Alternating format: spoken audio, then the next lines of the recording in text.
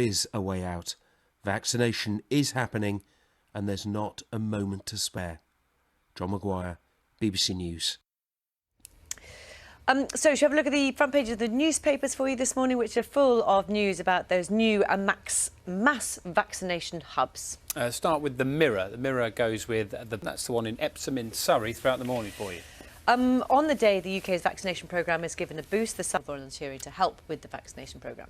We know this fella, don't we? That's Joe Wicks, the body at just before 8 o'clock, about 10 to 8 this morning, talking about life in lockdown and a few... The Guardian's front page features a snowy Pentland Hills. Oh, yep, some lovely snow pictures.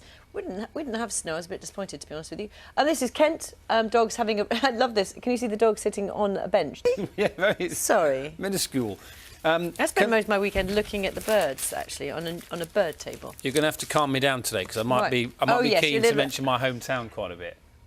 Do you know what, Dan? Everybody. Even I was excited for you. Were you watching yesterday? I actually watched the goals and everything. So if you've got no interest in football, let me just briefly explain to you. Crawley Town, who play in League Two, my hometown, they were taking on the mighty Leeds of the Premier League. Now, I should say, Leeds have not won an FA Cup game under their current manager, Mr Bielsa, for quite some time. But Crawley is still do your team down, Dan. 60 odd places this is your below one them. opportunity. And to be honest with you, it was very comfortable. It was a 3-0 win. There was a bit of emotion at the end. The only way is Essex star Mark Wright came on to make his debut for Crawley. He's going to be on the programme later, along with one of the other team members, talking to Sally. What a brilliant day for lower league football. I genuinely was really happy for you. I was Megan was in tears. Yeah, she was crying at the end of it as well.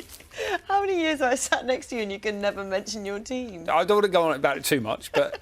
there were other teams that won on the day. Exactly. Well done to Crawley Town. And did you see him in the Marine Tottenham game as well? That was brilliant. I read that. I didn't actually see that one. On your behalf, I watched the Crawley I enjoyed the regular cutaways of the family sort of sitting on top of their shed watching the game. Oh, it's brilliant. Go on, you go for it. Shall I do this one? This is from South Korea. So I don't really know. I'm not going to say anything about it. I'm just going to tell you the story. So the city government of Seoul has come under fire, apparently. They were published by the Seoul City Pregnancy and Childbirth Information Centre.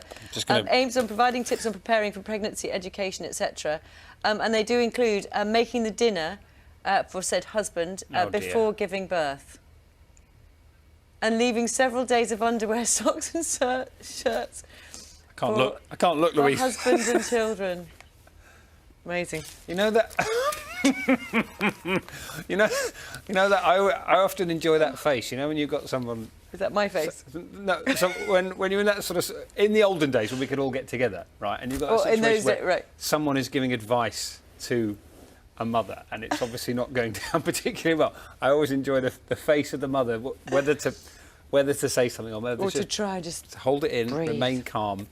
And take it in the way that it is intended. Anything else you want to talk about? No, but you've got some seals, haven't you? You can talk about the seals. Go on then. Go on, you talk about the seals. I've got some seals here, OK? It's a Seal Pups 400-mile Mercy Dash for you, and they've gone for signed, I love that sealed headline. And delivered. Essentially, we're just showing you that because of the headline. But you are watching Breakfast. Very good morning to you. Thanks for watching. It's 21 minutes past 6 now. And for Marine, who generated some much-needed income with the sale of more than 30,000 virtual tickets. We can be very proud of the cup run. You know, we've had an eventful week in terms of, press and media. Everyone's been here. And Jordan Tunnicliffe added a third for Crawley, who were into the fourth round for only the third time, having spent most of their 125-year existence in non-league football. I kind of just lost myself in the moment there. It's been a long, hard road for me, and this is it's a great moment, so I'm really proud. I'm getting a bit emotional now. Yeah, it's been a tough road. That means a lot. Like a tag goal, not a win. Oh my goodness, I think Dan's going to go. Anyway, that's what it's all about. And it is what it's all about. Meanwhile, Marine's dream run came to an end. Now let's go back to the FA Cup, shall we? And non-league Chorley celebrated a 2-0 win at Victory Park against Derby over the weekend with their traditional rendition of a very special song.